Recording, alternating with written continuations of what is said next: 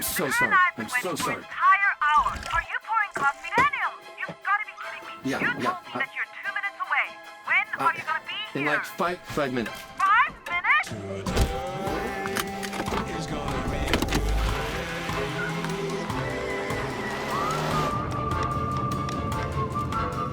Daniel? Mm-hmm. Oh!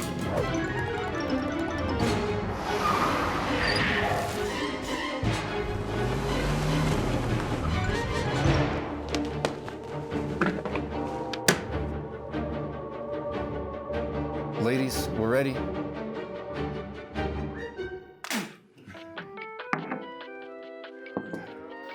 Good morning. Hey, good morning. Congratulations. When are you due? Good Day with Daniel Bennett. Good day. Welcome to another episode of Good Day. My name is Daniel Bennett, and today is going to be a good day. You know, I say this a lot, but no matter what's going on the outside, you can choose to have a good day. This show's kind of a lighthearted talk show where we'll touch a wide variety of topics. It's not teaching, it's really just about, you know, enjoying life and ways to enjoy life even more. So it's going to be a really good episode. We have Sarah Grace as our special guest. We'll see you in just a moment. So yeah, I hope you enjoy this episode. It's going to be a good one.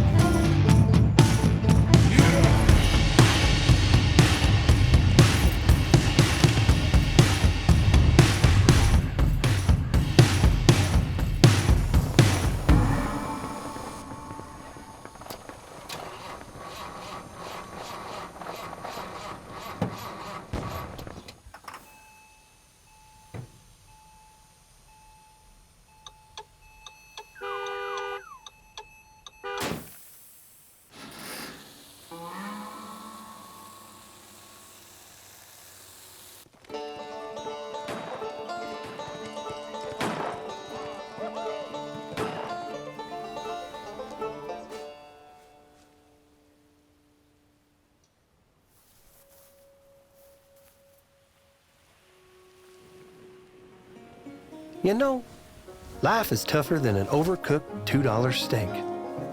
But keeping a good attitude, well, that just keeps it all in perspective.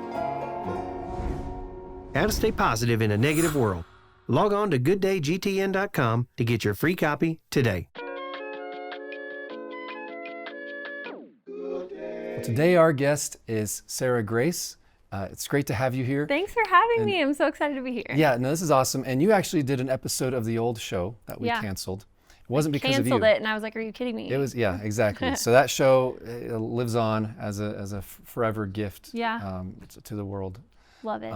Yeah, so it wasn't because of you. It was a good episode. So I have to pretend I don't know you at all. Okay. But we'll just talk about Hi, totally my name's different things. Sarah. Yeah. So could you introduce yourself a little bit? Well, my name is Sarah Grace. I get to be part of GTN as well. I have my own show, Let's Talk. That's going to be awesome. But I am the pastor of ministries at my church, and I moved out here to Colorado to go to 𝗪𝗂 when I was 18, and I just felt the call of the Lord to stay here. So I've just been doing ministry as a young adult, which has been really cool and a fun experience to learn and grow and have awesome people surrounding me and just have given me really cool ministry experiences. So that's what I'm up to. That's awesome. And I'm very excited about your show. I encourage you all to check it out. It's great for teenage girls, young women. I'd even say if you have a teenage daughter or a young adult daughter, right? I imagine that it Yeah. can be good research. Yeah. I don't know. Well, I watch women's conferences to try and understand what they're telling my wife. Exactly. There you go. was like, You I can really wanna- get educated for sure. Yeah. I mean, and honestly, if it's in the Word, anybody can benefit from it. That's right. But yeah, so yeah, very exciting show. And I'll probably have my daughter watch that when she's a bit older. Oh, it's so sweet. How old is she now? So she's 7. Aw, yeah. So she needs a few years. No, That's she's still sweet. 6. She's about to turn 7. Yeah. Yeah. It's good to know your own daughter's age. I know. Well, When this airs, she'll be said. Yeah. She's there you about go. to, yeah. So anyway, so we're going to start off doing 3 practical tips. Okay. And then we're going to do some other segments Great. after. So our topic, and you didn't find this out till yesterday. So we This scrambled. morning. Oh, this morning? Yep. Okay. So we put a lot of thought into these. But it's 3 practical tips for making friends. Yeah. And so I'll start to give you time to, but I guess you're prepared already. Okay. So we'll each do 3. Okay, that's great. My first one, I wouldn't say these are necessarily the top 3, but I think they're good ones. Okay. So my first tip is put yourself in situations where people make friends. That's great. I know that sounds really dumb, but what I mean by that is when you go to school, you're surrounded by people. At your work, you're surrounded by people. Right. Sometimes people are saying, why can't I make friends? But they never go someplace where people are looking for friends, right? Yeah. If you're at the grocery store, if you're in very busy scenarios where people are focused on something else, it's not always, you might get lucky. Yeah. But if you put yourself in situations, so if you maybe join a group that's into a hobby, or even church can be a little challenging. Yeah. Because if you only see people once a week, it's hard to build a real friendship. Yeah. So if you go to church, maybe go to the small groups or go to the Wednesday night thing and meet people more often. Serving's Find ways great. to serve. Yeah. Yeah, that's actually a great way. I should have thought of that one. Yeah. But if you serve, now you're meeting people more consistently. So put yourself so in those good. situations, and you can't force it. Yeah. But just put yourself in the situation where it might happen. Yeah. I think that's really good. So that's my Okay, number so now 1. do I do one? Yeah, And then so you go? now's your number Okay. 1. My first one, and this is in the Word, which I think is really good, is show yourself friendly. I think that some people want to have friends and then they walk around and their face is like, you know what I mean? Yeah. You have to actually show yourself friendly. Say hi to people when you walk past them. It's like if you see someone, even every day at work, you can pass them and never know anything about them. Yeah. So I think intentionally showing yourself to be friendly, ask people questions about their life, like those are really good things. And I think that the thing that keeps you from doing that is like sometimes you just the fear of rejection or people thinking you're weird. And it's like if you're just genuine and you are intentional to be friendly, like the Word says, he who has friends must show himself friendly. Like that's a really big deal. Like you have to be approachable and those types of things. So that Yeah. would be my number 1. Yeah, that's really good, because if you show yourself friendly, it doesn't mean that you'll hit it off with every single person. That's true. But at least you're creating opportunities to hit it off. Like now you're blessing people just by being kind, but also you are creating an environment where some people might connect with you. Yeah. And because if you're not friendly, I wonder how many people are looking for friends, but neither one of them say anything because they both Yeah. look serious, or they're both being too quiet, or think that it would annoy the other person. Yeah. You don't know if you don't try. It's true, and it's something you have to be intentional about. It doesn't just come automatically. One time somebody told me, they're like, you're very unapproachable, and I was like, what? And that's the last thing I want. And so it's practical things like, oh, I need to actually smile at people or slow Yeah. down when I'm walking past them. Like Yeah. just super practical things, but it actually does really make a difference. Yeah. So this isn't one of mine, but I should have thought of it. Is don't only be friendly to people you think you would have things in common with. Yeah. And that's actually one of the things I like here at 𝗂𝗃 is that in our interaction groups, you might see people who you'd never have spoken to. Yeah. But now you're sharing testimonies and you get to know each other, and you might be 2 generations apart and you become Yeah. friends, or you might have totally different styles in music or fashion or stuff like that, and you become really good friends with somebody. So I'd say don't limit yourself just because you say, well, I don't think I'd ever get along with that person. For me, it's very much, I don't care what somebody looks like on the surface. It's more like, is somebody very genuine? Is somebody down to earth? I connect with people like that, Yeah. regardless of if we have a lot of things in common on the Yeah. surface. But That's really good. I'll pretend that's my comments to yours, not an extra. Okay, got it. So my number 2 is ask. And this is inspired by my daughter. My kids are playing at a little playground at a fast food restaurant. Yeah. And there's another little girl, same age as my daughter, and she just runs up and says, do you want to be my friends? friend? Yeah. Yeah. And I see this happen all the time with my kids. My kids ask other kids, and they say, hey, look, that's my friend. What's their name? I don't know. But really, just asking. And now I'd say there's 2 ways of looking at that. One is asking God. Yeah. So I encourage people to do this, is if you move someplace new, don't know people, just say, God, I'd like some friends. Yeah. It's okay to stand in faith for things like that. Sometimes we forget to ask God. Pastor Rick always says, has it come to this? When people say, let's pray, has it come to this? Yeah. And so many people think a prayer lasts just for emergencies, Right, when it's yeah. like, no, just pray. I've done this my whole adult life. I go someplace new and I'm like, Lord, I ask for good friends. Yeah. But it's also asking people. You don't have to necessarily say, like, do you want to be my friend? Cold turkey. But you can say, would you like, go hey, I'm going to watch a coffee. movie Yeah. tonight, or I'm going to go That's do so something. good. Would you like to join? You'll probably get shot down sometimes. Not everyone is looking for more friends. Not everyone has time. But if you don't ask, you won't find out. Yeah. So just ask. Just be just be normal about it. Don't be That's weird. super Don't good. be a stalker. Yeah. Don't like learn everything about them on Facebook They're in always advance. telling you no. Don't keep asking all Yeah. the time. Yeah. Yeah, if you're like, hey, I know that you're obsessed with this because I looked at 1,000 photos of you last night, and I want to, you weird people out. really Just be weird. very down to earth. Just if you're going to stalk them on Facebook, don't tell them about it. There you go. Until you've established your Okay. friendship for a while. There you go. I stalked you on Facebook that first time. Yeah. Okay, my second one is don't compromise, but also don't get hung up on things that aren't uncompromisable. So what I mean by that is like, I used to be super picky and I'd be like, man, someone would have a different opinion on something that was important to me, but it's like not a make it or break it situation. And I'd just be like, well, I can't be friends with you because you're super into that, or you watch a movie that I wouldn't watch. And it's like, don't get so hung up on those things because you actually have to be a little bit different for someone to be able to sharpen you. Yeah. And so I think it's okay to be friends that are different. One of my closest friends, we have exact opposite personalities, and it's been really fun and really good for us. Yeah. And we butt heads a little bit, but it's been really good because I learned so much from her and vice versa. So I think, just remembering that everything is not like an uncompromisable. You don't have to be kind of like what you're saying. You don't have to be exactly the same as that person. Yeah. You can have different opinions. That's actually really good for you to learn to be around someone who looks at the world differently. So. Yeah. Yeah, some of my favorite friends have wildly different personalities. Yeah. But we connect just because you connect more at a core level.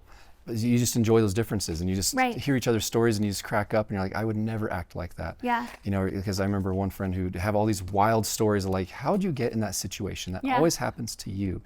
And it's just, I don't know, that's a great one. Yeah, it's really good too because it's like their situations that might be hard for you aren't going to be as hard for them, and they bring perspective to things. So I think that's really important. Yeah, that's a good one. My number 3 is be the kind of person you want to be friends with. That was my number 3. Aha, nice. I'll add to it though. Okay, sounds good. So basically, happy people attract happy people. Yeah. Broken people attract broken people. Ambitious people attract ambitious people. Complainers attract complainers. And so if you're attracting people and you're like, all my friends are like this, well, why are you attracting that kind of person? Yeah. So if you focus on who do I want to be? I want to be somebody who's full of joy, who sees the bright side, you'll start attracting people like that. And so, you find as you start living life more and more, you get to be more picky. Yeah. Because as you start to attract more people, you're like, you know what? I love everybody, but I don't have time to be friends with everybody. Right. And so I want to be friends with people who are going the same direction that I'm going, Yeah. who love life the way that I do, who have similar values and stuff like that. And so, focusing on just growing, enjoying life, and saying like, you'll notice, hey, 𝗿𝗵𝗵𝗵𝗀 always says, the best things in life are attracted, not pursued. That's Same so is good. true with friends, with everything else as you attract people. The same is true with dating, with marriage, all these things is you want to attract the right people. Yeah. Again, some people are always angry or complainers, and then all their friends are complainers because they drive away happy people Yeah. who are like, I'll put up with you, but I don't want to be friends with But you I don't want to be your close you're friend. so negative, you drag me down. Yeah. That's And so true. Yeah, so what's Okay, your so take my on that? spin on that was that you just being the friend that you would want someone to be to you. And I remember when I first moved out here, and it's like, I came from a really good community full of great people. I had friends. I move out here and it's like starting over in a whole new world. And especially as a young adult, you're already trying to learn how to do literally everything already.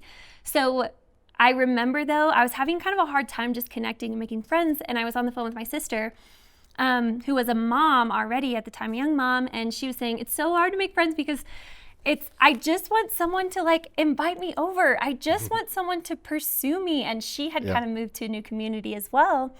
And I just remember thinking, man, like, why are we in the same struggle? And we were talking one day on the phone and she was like, you know what? I decided I'm just gonna be the friend that I would want someone to be to me and just get really intentional about pursuing people. She was like, now I'm always the one who talks to the mom at the park or those types of things. And so I started doing the same thing. It's like, when I first moved here, I would wanted someone who was a little bit older to kind of take me under their wing and pursue friendship with me. And so doing that as well for other people is super important. Like, I want to be pursued, so I'm going to pursue. I would love for someone to invite me to coffee and ask me questions about my life, so I'm going to do that for other people.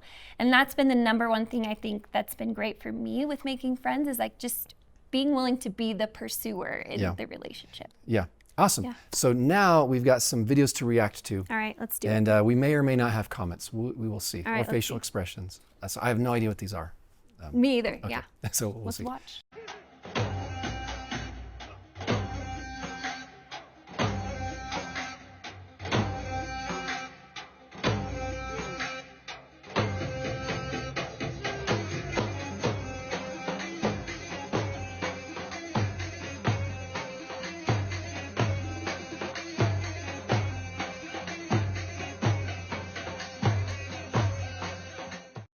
That's so cute. It was kind of a bummer when it went off the little kid and then it was just those random guys. Yeah.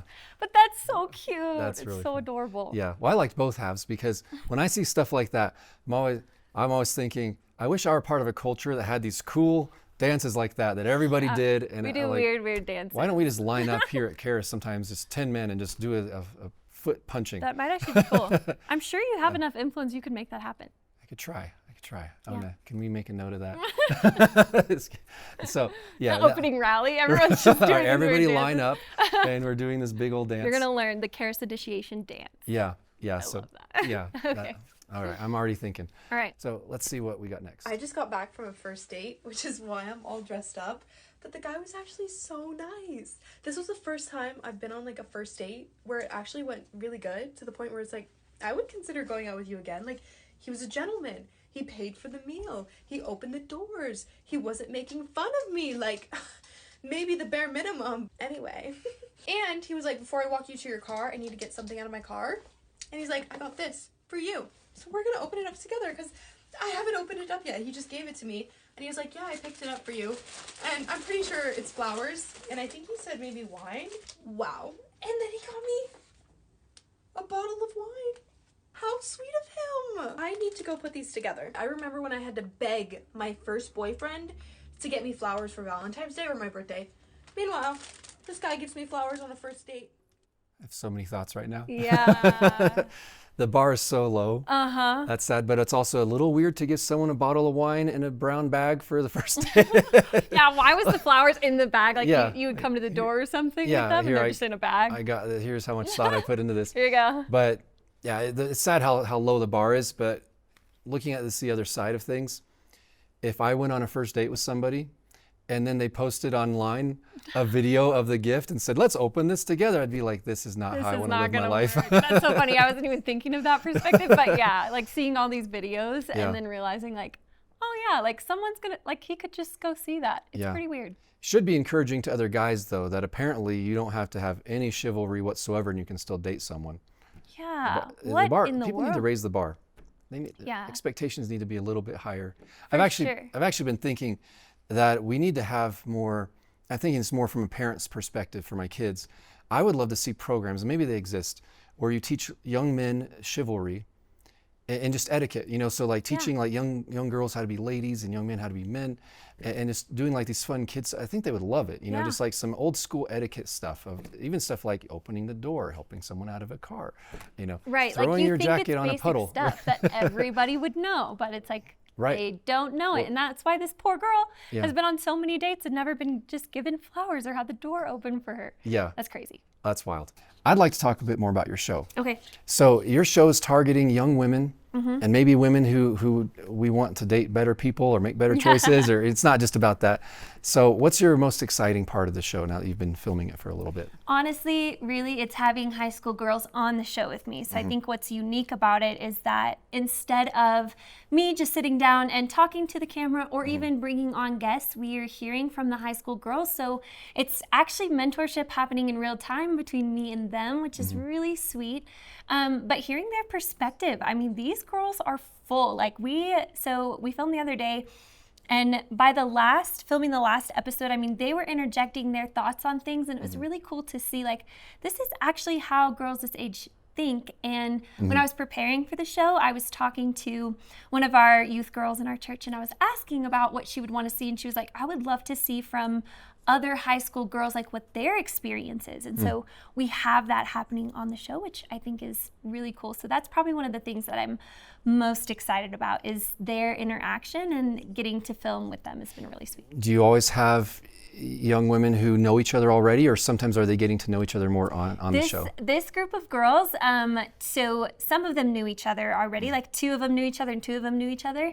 So it's been kind of meshing that all together, but they all know me, so I'm kind of that common piece. And then, you know, we filmed like some intro stuff, and it's a lot of like laughing and, okay, now stand here and laugh, now do this and laugh, and just the awkward and funny, like Right. that really helped bond everybody. So they get along really well, even though they didn't know each other before. So what are the main topics that you think young women, and I don't just mean teenagers, but even your age, what do you think are some of the biggest challenges in modern society that maybe Yeah. other generations didn't have to deal with? Yeah.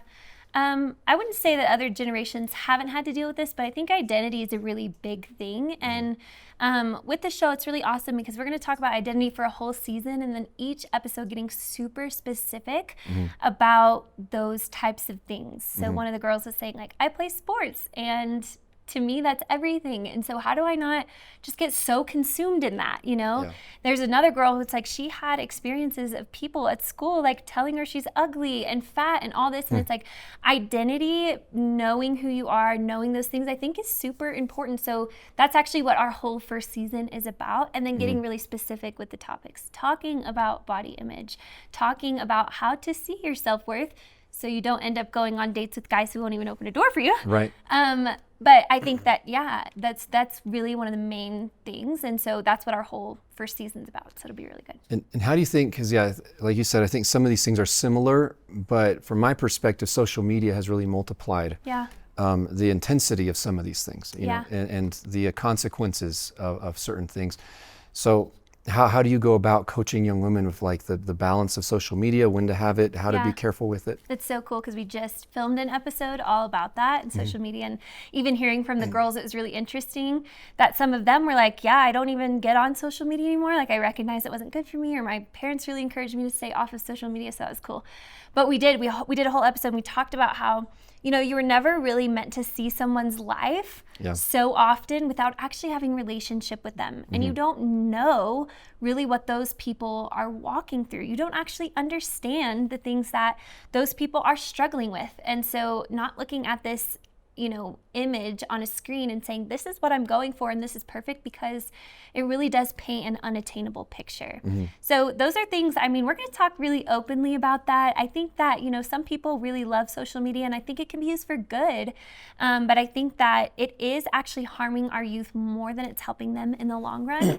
So we just talked about on the episode, like how to at least know when it's like healthy or not healthy for you, the amount of time that you're spending on your phones and looking at these girls who just seem so perfect.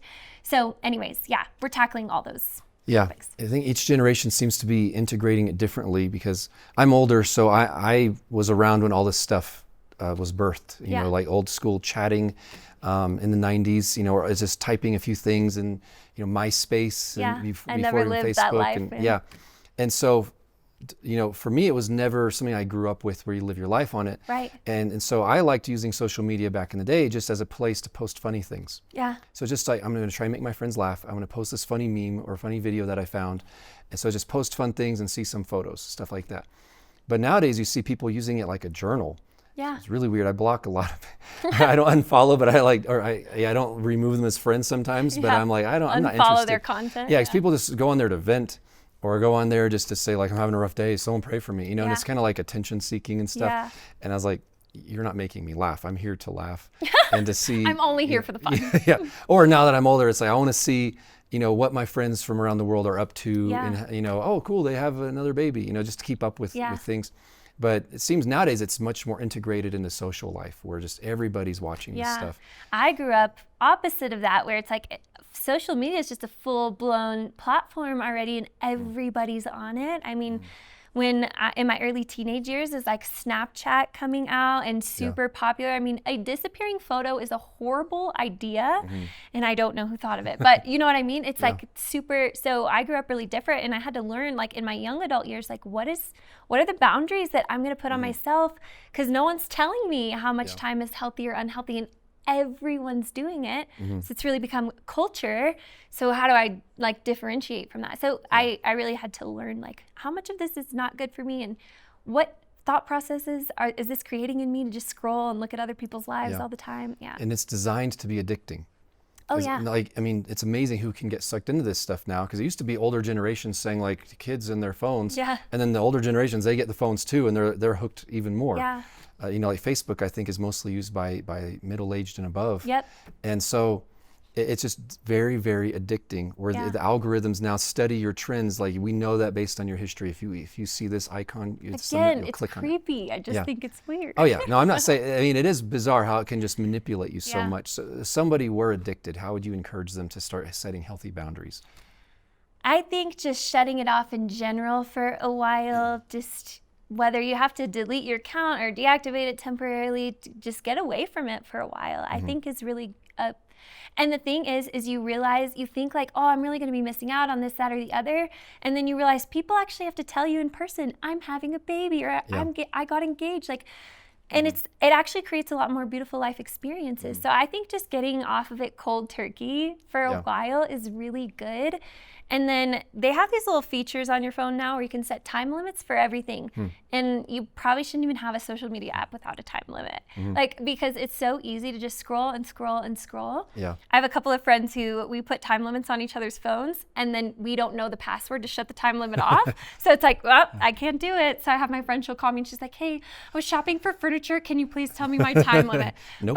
But yep. Sit on the floor. Exactly. I'm like, yeah, too bad. You shouldn't have wasted it earlier on whatever you were on. But yeah, I think just honestly really healthy boundaries. Do things like, it's okay to charge it not right by your bed. It's okay to do those things. And I think putting it away for a while, we'll realize like there's life outside of this. And that helps. It's probably good to not use it as your alarm clock, because I found that the first thing I do every morning is grab my phone because I have to turn off my alarm. And I'm like, well, while it's in my hand, I might as well see if anything interesting's happened today. But like you said, I hadn't thought of it that way, but I really do miss the days of having to ask people what's going on in their life. And that's one of my least favorite things of social media, is that I go up to someone and I enjoy chatting with people. I enjoy like catching up and telling funny stories that just happened to me and hearing what just happened to them. And what I find happens a lot is I'll say, oh, this crazy thing happened to me. And they'll say, we know. We saw it on social media. Your wife posted it on Facebook. I'm like, dang it. You ruined my story. You know? And so you don't get to catch up as much, and you don't see people going up and saying, oh, let me show you photos of my kids and stuff. You know, there's much less catching up now. And it really simulates friendship without, you know, I guess this ties in with what we shared at the beginning, of how to make friends. Social media makes you feel connected, but you're not. It's completely so one-sided. You're just it's public communication, mass communication, instead of actual connection, because it's not just people knowing about you, it's about the act of sharing information that builds real relationships. It cuts off that ability to have genuine conversations. And then what happens is it ends up being easier to message or comment on something than it does to have a genuine conversation in real life. So I think overall it can be used for great things, but just keeping in check, making sure you know how it's affecting you, and paying attention to those things. That's awesome. Well, thank you so much for joining. Thanks for having me. Hopefully you'll come back again and this one doesn't get canceled. I will. This will be great. This will be our first real official episode. But thank you so much. Again, I encourage everyone to check out Sarah's show. And don't forget, today's going to be a good day. Thanks.